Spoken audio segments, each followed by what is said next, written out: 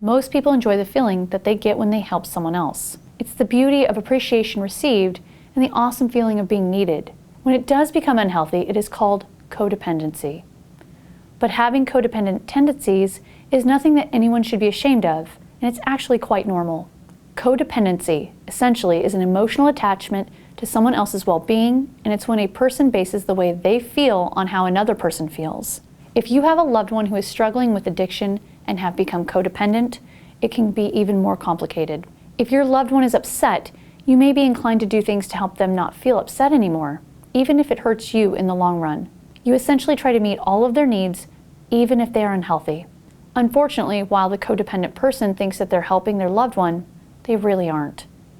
If the addicted person doesn't ever feel the consequences of their choices, they will fail to perceive just how bad their alcohol or drug problem is.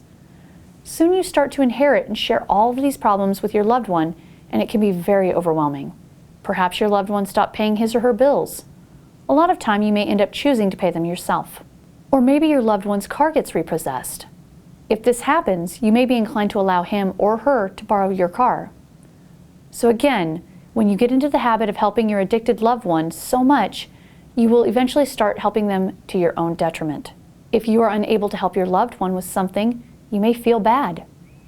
But when you become codependent, the last thing you want to do is to let your loved one feel the consequences of his or her actions. Of course, this doesn't mean that you are at fault for your loved one's continued use. It just means that you aren't allowing him or her to be responsible for their actions. The good news is that intervention can really help get you and your loved one's relationship back to a healthy place. Talking to an intervention specialist can help you and your family realize how codependency negatively affects your life and how you can change it.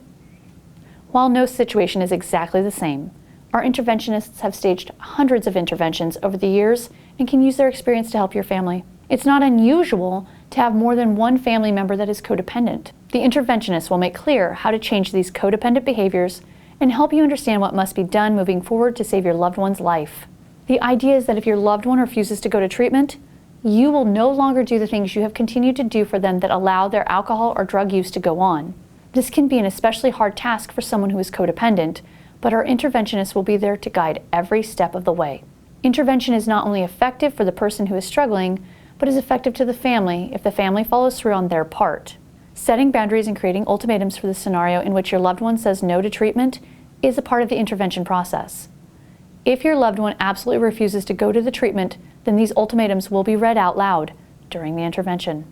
An example of an ultimatum would be telling your loved one that if she or he doesn't go to treatment, you will no longer allow access to your home or car.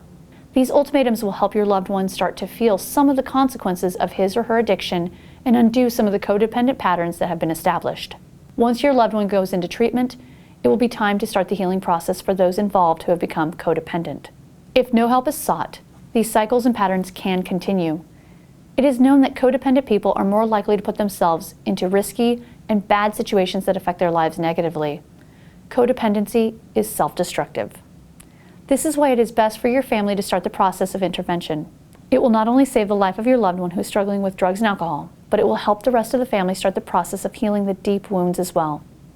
Many times, families have just as much work to do as the person who is engaging in substance abuse, and that is nothing to be ashamed of. Let our interventionists assist your family in staging an intervention.